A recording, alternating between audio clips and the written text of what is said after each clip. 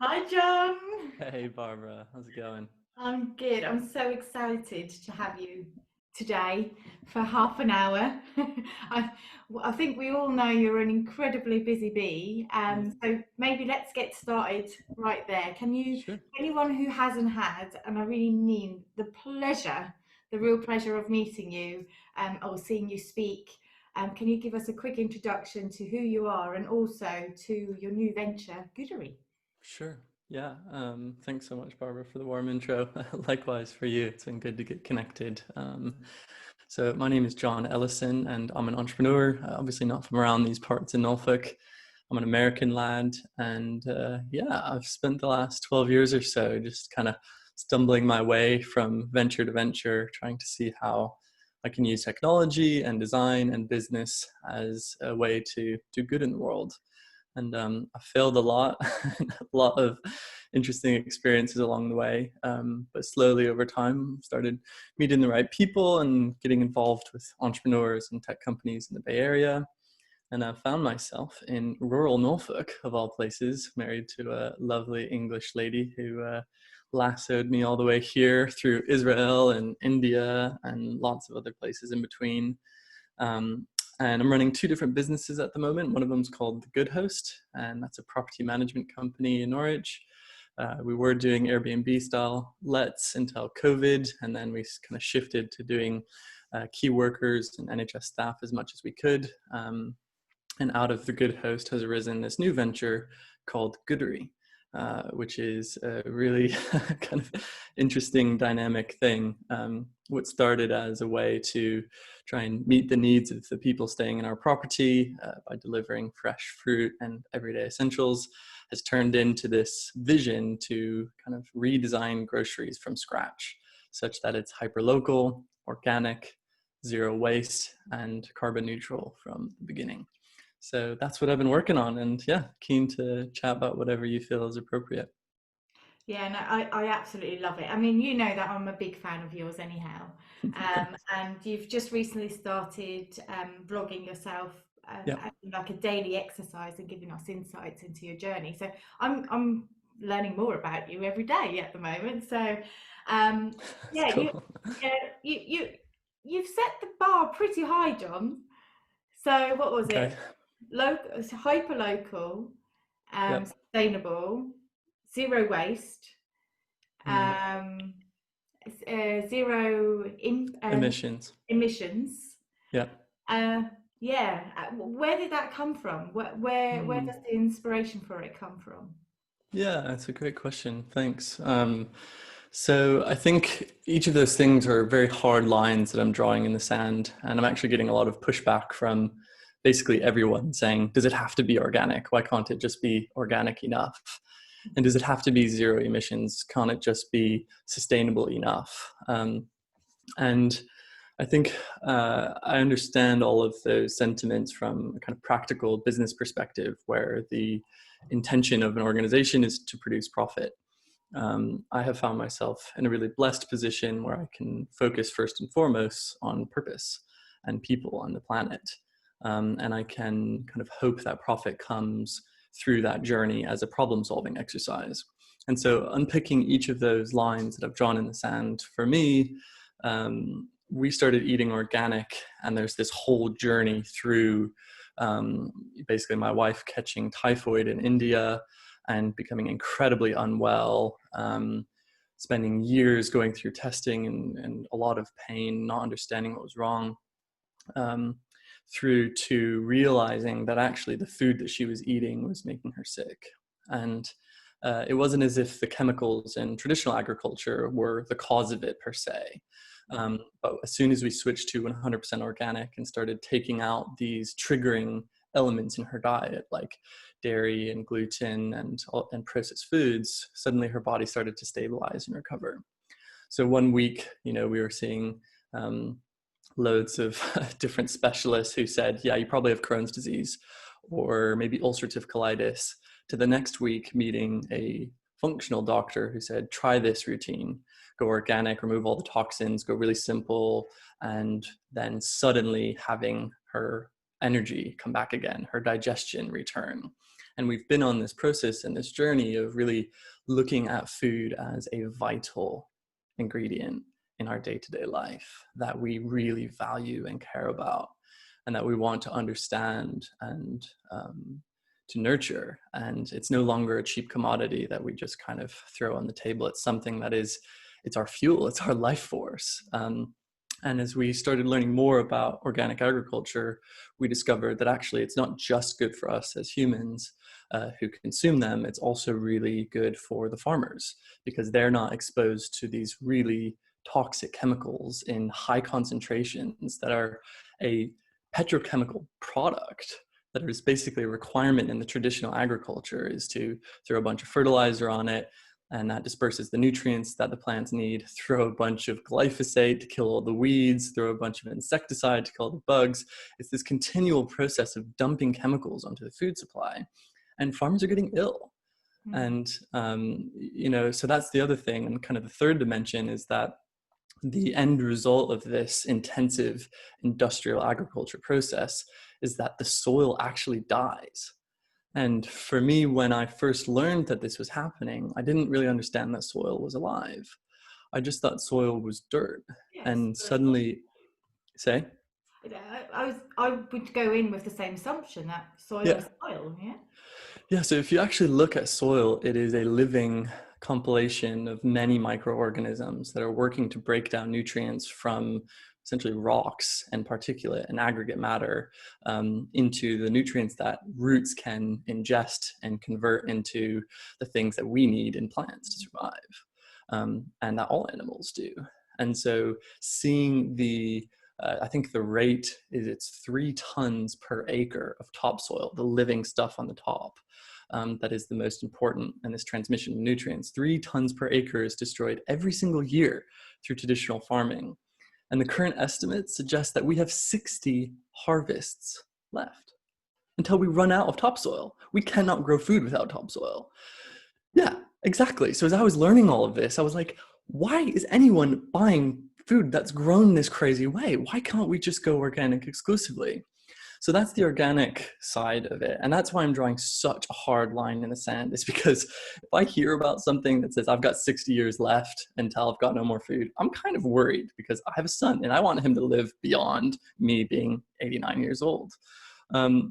So I can go through and break down each of those pillars and those lines that I've drawn, but there really is a lot of thinking and a lot of intentionality that goes behind these principles. So yeah, happy to go further or whatever you think. Well, what I really like by your description is, and I think it becomes very clear, is how interwoven all these, let's call them challenges, are. Yeah. So that, the climate affects health. Health affects education. Education affects well-being. So I think for maybe, well, me personally, but in general, we think of problems really linear. And we think of solving at one problem and then that being fixed, and then we forget of stepping back and seeing how things are interwoven. And I think with more education and more knowledge, and I mean granular knowledge, in the way that you have explained it, it feels like a step in the right direction. Or at least like a tiny one. Sure. Yeah, I absolutely love it. So we've been talking about COVID quite a lot in this vlog for obvious reasons. How has your personal experience been with both lockdown and the pandemic, and the way it's been communicated in general? Yeah, really interesting. So I first started becoming really concerned about coronavirus when the news in China was peaking, before it was even identified outside of China. And I had a season of my life. I was one of those kind of crazy youngins who thought the world was coming to an end in 2012. And I had constructed this elaborate delusional narrative in my late teens and early 20s. And the coronavirus emerging reminded me of that thinking that I had, and it unsettled me. And I think there were a few dimensions: the relationship to the SARS virus and just the way that China was dealing with it, with this very authoritarian crackdown mentality, and the delay specifically of incubating, sometimes up to 3 weeks, had this sort of conclusion in my mind that this thing was already all over the place. And the disease's characteristics were very alarming to me, because it seemed it could go undetected and spread before it would actually start killing people. And so I actually ended up doing quite a few what seemed radical things at the time in December and in January. And I can talk about those things now, but by the time it was in Europe, it was just like very clear that this thing was happening. And I was very convinced it was going to be a pandemic, and that we were going to have a very kind of severe and intensive lockdown period like China went through. And so I ended up kind of stopping going into work relatively early, staying at home more, just kind of retracting the base, preparing things that I could. But once the pandemic actually was declared on March 11th, there was definitely a strong, palpable shift, and it was really challenging to cope with the levels of anxiety. Both me personally, I mean, I'm a father of an 18-month-old boy who, in the winter, this most recent winter, was having viral-induced asthma episodes, and we'd rushed him to the hospital when he'd get a cold because he was wheezing, and I had this really deep fear of him dying, and having this respiratory virus circulating everywhere amidst this vulnerable being that I love so much and is utterly dependent on me. Wasn't necessarily crippling, but it definitely exposed the most vulnerable parts of myself, where actually as a father I wanted to control everything, but I couldn't. And we live in a community. We've split our house into 3 different parts, and we have another family that lives next door, and they've got a daughter the same age as our son. And anytime she catches a bug, he'll catch it. And suddenly my desire to control was just eroded by the context of our living circumstance. And it's actually been really, really hard living in community in this time, because coronavirus has brought out the very best and the absolute worst in me and in other people as well. And I think we all deal with stress and anxiety differently. So that's kind of on the personal side. I think we've come through that and have built some really interesting strength. And I've grown a lot as a person and dealt with some of my fear and some of my anxiety. But the sort of professional strain that it caused on me, both as a consultant and as a business owner, was immense. And it was really intense at times, and hard for my wife and hard for my business partner. And we've journeyed through together, and we've come to a really good place, but it was hard. It still is. The path there was probably quite painful. Yeah. Most of it, or must have felt like it in the moment. Sure. Absolutely. Yeah, it was. So thanks for asking. Yeah, no, I appreciate it. And thank you for being so honest, and sharing. Sure. Really appreciate that. Yeah. So I guess leads on very nicely to me asking, what have you learned? What are you taking away? Like, what are positives and negatives? So what are you taking away with you into the future of, I'd love to say a non-COVID future, but I have a feeling that thing's going to stay for quite a while. So for the immediate future, I guess. Yeah, I think it's interesting. One of the key insights is how vulnerable our society is, and how the marginalized, the people with pre-existing conditions, the people with lower income, the people who don't have the privilege of owning properties or running businesses and aren't eligible for those grants, the people who are alone, the people who are elderly, the most marginalized people are the ones who are suffering the worst. And they have the most need, and they're getting the least help. And I think that's a really clear, amplifying voice that says, this is how we've constructed our society. This is actually what we as a human race have decided to prioritize and value. In that we care more about the abstract exchange of value through money and currency and gross domestic product in the stock market. We care about that more than people. And I understand that there's a trade-off, because when people don't have jobs, bad things happen, and we're seeing that. But it's interesting for the whole world to start to see this misprioritization on display, and the devastation that is caused when we prioritize the wrong things. And, we've been really blessed at Goodery to see customers who are absolutely committed to supporting their local business. They're buying gift cards from their barber because they just want to keep them afloat. Mm. They are spending more than they would on local stuff because they want people around them to survive. And actually, we live in a very digital world, but we really care about our physical environment. And we genuinely derive so much satisfaction from our cityscapes and little conversations that we have with people. And I think that insight in terms of the motivations that have changed in people, both from a consumer perspective and from, anything else, is really unveiling, and it's kind of showing us who we actually are as humans. So for me, I have a whole host of personal learnings and professional learnings. I could catalog them all, but that kind of key insight about who we are and what we prioritize and what our society is set up to serve is really powerful. And I'm hoping that we can find a group of people who are really committed to change the broken world that we're in and to make sacrifices to make the world a better place here in Norwich, here in Norfolk, and then to spread that energy as much and as strongly as we can so that something happens. Yeah, it just reminded me of a podcast that I was listening, and Al Gore had a speech in it, and he said, firstly, I haven't really, I don't know much about Al Gore, but my first thought was, oh, what a missed opportunity that was. If we only had him as president back then, it might be a different place.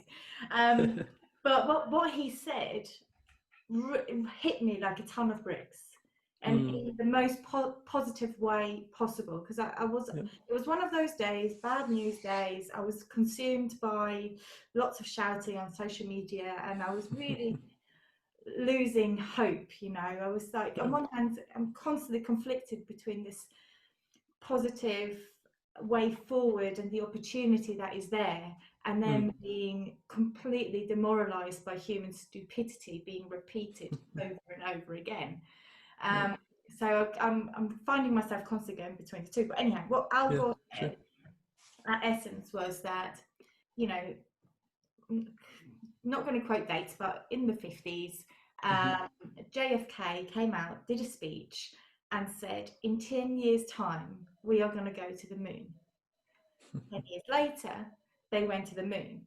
But what was interesting about that is that the people in ground control, the people who made it happen, had an average age of 28, which means they were only 18 when they heard JFK make this announcement, and would have, because of that, maybe changed their course of education, may have researched in one direction. And he basically said, Greta Thunberg is today's JFK, because Greta Thunberg is inspiring a young generation, absolutely, and pointing at a problem, which will hopefully see this young generation take different actions and different paths than otherwise. And I would go as far to say that it's not just the very young people, but I think people in our age bracket and maybe even older are starting to think about how can we do things differently. And I mean, you're a great example of taking proactive action within what you're passionate about. Yeah, absolutely. Which, is amazing. So yeah, that really blew my mind. I was like, right, I need to hold on to that, what he said, for on the days that I feel crap. Just remember. Yeah. So one of the questions I've been asked, that I've been asking, is in the media they were talking about the bookcase in the background, which I see you have a lovely one, and I've just been asking our good eggs in terms of recommendations of either something that they're engaged with at the moment or something that shaped them. If I throw that question at you, what would you come back with? Yeah, sure. So books play quite a significant role in my kind of daily vlog and in just my personal education and development. So I've got a few that come to mind, but I think it's just a sort of interesting note to say that when I dropped out of university, basically the way I learned was reading. That's how I acquire knowledge and information. And then I apply it to a problem set and try and see if I've learned what I've read about. So there's a couple. So one of them is the uninhabitable Earth. And I talk about it in day 3 of my series there. And that is the clearest summation of the complexity and the interwoven system that is cascading into chaos as a result of climate change. And it's complex, but it really does center around greenhouse gas emissions from burning fossil fuels, right? And I think understanding actually what is the problem of the climate crisis and what causes this challenge that we're facing is a really important starting point, because so many people care about the environment but don't really understand the problems that we're facing. So that's the first one. And then the second one is one that I've picked up recently, and I haven't actually finished yet. But this is kind of, I think it was actually published through The Guardian, or at least that's where I ended up buying it from. But it basically gives kind of 2 different scenarios of the year is 2050 and we didn't do anything. We didn't do enough and the world is on fire and, you know, the air is suffocating and people are dying from heat death because it's too hot outside, to the other scenario, which is we did all that we could and we did what it took. And we now have this amazing life on Earth where we're actually living in harmony, and we figured out how to shift away from fossil fuels to clean, renewable energy. And our cities are different, our lives are different. And actually, this is a beautiful future that we have in front of us if only we make the choice. And we push towards that and we prioritize that and we make sacrifices, because that's what it's going to take. So that's the second one that I would say definitely on the list. But yeah, I could go on about that in books forever. That's another time. That's amazing. Thank you so much. So we've come to the point where Sure. I take out my jar of random questions. It is looking a bit Classic. sad because I need to refill it, but Yeah. let's see what it has in store. And the disclaimer, I may have been slightly inebriated when I wrote these 2 years ago. So I won't point any fingers. yeah, if it's very awkward, I will move on to another one. Cool. You can self-censor. Oh, cool. Right. What part of a kid's movie has completely scarred you for life? Oh man. Or scared you, or left Yeah, an impression? interesting. Let's ad-lib that slightly. So the first thing that came to mind was Lion King for some reason, but I don't actually really remember the details of it. But I think I just sort of remember this scene. Maybe it's when, who's the bad guy who's fighting the King Lion? Is it like Scar or something? He has like a scar on his eye or something. He's got a black, like a darker. Oh God, there's something in there. Yeah. Yeah, he's a darker colour to the other lion. So anyway, I have terrible memory actually with things in my past for some reason. I don't know why. Hard, I think. There you go. You've got it. But yeah, once he defeats the King Lion and little Simba sees this whole thing unfolding and the pain that he has and like this, you know, need for him to suddenly go from being a little lion prince to suddenly, you know, standing up as king in that transition. I wouldn't say it scarred me, but it definitely was the sort of blink reaction that I had as you said that. But I'm not actually a huge movie person, but you know, I did really like Disney growing up, and animated films are cool, but I'm not much of a movie person now. So yeah, that's what came to mind. Yeah, well, I'm just thinking of mine, and I had a very unfortunate moment where I was, you know, when you zap through without, you know, back then we had to zap through unless you had a magazine that would tell you what was on. Sure. I was zapping through, and there was this film, and it looked sort of half interesting, and I kept watching it, and I was definitely too young to watch this film, and it was Jaws. And it really, I know this is stupid. Like I used to live on a lake by Switzerland, and there is 100% no sharks in that lake. But I was convinced something was going to jump up and eat me any moment. And now at 33, I still do. That's my favourite. That's deep. Yeah, it's all about the soundtrack.